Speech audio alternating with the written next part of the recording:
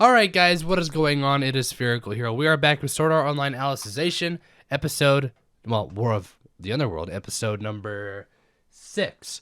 Real quick, sorry this is a day late, but that is in part due to the fact that I am still sick, which sucks, but yeah, that's nothing else there. So, yeah, last time on, the battle was about to begin. I'm assuming that's where we're gonna see this episode, unless we go back to flashbacks or something, which is definitely possible, or like another side story. I mean, there's nothing else. Like, here's the thing: usually, like when there's a big battle, there's always something else to cut to in between to break it up a bit and you know have things not all be at once. But there's really nothing else happening in this world. Everybody is here. The only two things I can think of that we could follow besides this battle is Asuna, who's I would assume has entered the game by now, or the people in the real world. We could follow that again too. But even then, there's nothing really to do there anymore because like the baddies are already inside the underworld, so it's not like there's really any fighting going on inside the turtle base thing. So like this is the only thing to follow, which is I'm excited. I don't know if we'll see any new soundtracks from this episode because again, we have heard a couple new tracks. From Yuki so far this season. And with a big battle, I would assume there would, we'd see some new tracks, hopefully some badass animation, and hopefully nothing too bad happens, but I guess we'll find out. So as always, link is at the top of the description. It'll take you to Vimeo. You can watch the reaction highlight there, and then head back here afterwards for the post-episode discussion. With that out of the way, let's get into the episode.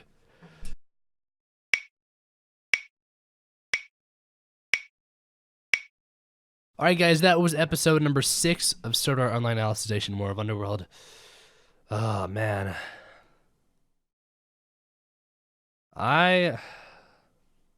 What an episode. And yeah, it definitely looks like this will be a multi-episode thing, to say the least, considering we've only had 2 of the major Integrity Knights involved in this battle, and there's still many more to come. So where do I begin? I guess we'll start with Dazelbert. What a guy. He's ripping them apart. I mean, he doesn't have any arrows anymore, and he just launched his sword, so I mean, he's got to go get that back, right? Or else he like can't fight anymore. Yeah, I mean, he was really doing work. So yeah, I mean, there's nothing else to say there. I'm proud of him. We did get a little bit of a flashback to his wife, I would guess. I almost thought it was his mother at first because they just both had that red hair. But then you saw the ring and stuff. Again, everybody's got a life, a family. Well, maybe not everybody's got a family. Well, you know what I mean. Like, everyone's got something that they're protecting here, and I feel like there's a good bit of people here who won't get to go back to that family or whatever they're trying to protect after this. Like we saw with Dakira, because we went over to Fanatio's side after that. Now again, the kind of focus on this episode was on the two sides of the front line. Again, Dazelbert was on the right flank, I think, and Fanatio was on the left flank, I believe. I think so. Or no, Eldry was on the left flank, right? Or was I'm trying to think because I remember the scene when Fanatio, she did her little Excalibur shit. I feel like they were right next to the cat or the ravine wall, weren't they? Fuck. Yeah. Again, like I said, I'm kind of dying at the moment. Yeah, I think it gets worse when I actually talk a lot while recording a video, which I guess would make sense. Yeah, Berkuli's in the second unit along with Renly was supposed to be in the second unit as well. I know Renly is in the unit that's behind Eldry's. Okay, yeah, okay. Fanatio is in the center. Eldry was on the left, and Dazelbert was on the right, I think then, right? I think. Wait, hold on. I just found Dazelbert here. I think. Hello? Where is he? First unit, right flank. Yeah, okay. So it's Eldry, Fenatio, Dazelbert, and then in the back, it's Renly. I think was on the left flank. You know, I'm right there already. This is this a guy or a girl with the gray hair? Because we had a Renly, who's a character that we've never really seen before with the green hair. Or sorry, yeah, Renly. And then there's also this gray-haired Integrity Knight. We they don't say his or her name, does it? No, it doesn't. So we're not supposed to know who that is. That's the I think Human Guardian Army, second unit, right flank. Yeah, it doesn't say their name. So I don't know if we know who that is yet. Maybe we already got their name earlier though. I don't know. We could have. But anyways, the way the second line of defense goes is on the left it's Renly, the center is Berculia, and on the right is that gray-haired Integrity Knight. And then further back, I guess it's just whoever's that's kind of mostly it. From what we saw at least. On that right flank too was the two girls. I can't remember their names. What were their names? The two like young Integrity Knights. One's name started with an F, I think. Their names. Oh, I feel like I should remember their names. Whatever. I can't remember their names, but they were talking about, you know, they were just kind of surveying the battlefield, and they said something about the supply corps being behind Renly's unit, which is where Kirito is, along with TS and Ronnie, TSC. I can't remember, you know, names. And then they left. And I think that's where they went, is back there where Kirito is, possibly. I wouldn't know why. I don't know what they're doing. But yeah, that's where they went. Fenatio, though, stole this episode, man. Seriously.